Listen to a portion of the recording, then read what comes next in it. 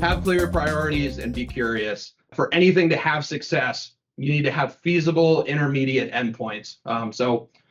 Hence the picture of the football field. It might not seem intuitive based on the title of the slide, but when you play football, I'm assuming most people here know, you have first downs. So when you start a drive, the goal isn't to score. The goal is to score a touchdown.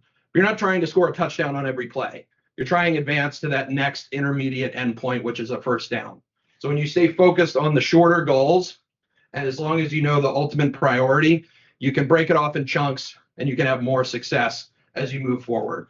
If you don't have those, things can turn into chaos. Imagine what a football game would look like if there were no first downs and you just had 4 plays to score. It would be a very different game.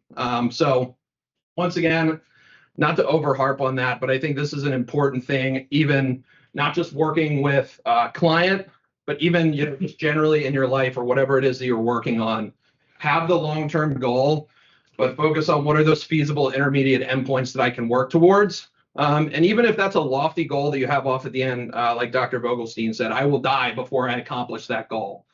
But I've made a ton of progress towards that end, because as opposed to, focusing only on the end goal, even though it was lofty, I had those feasible intermediate endpoints to allow me to kick off to the next one.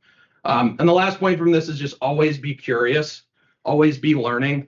As a consultant, part of the way we're able to help people, you have to have knowledge to be able to go help people and give advice. The only way you get knowledge is by asking questions and going out and searching for new information.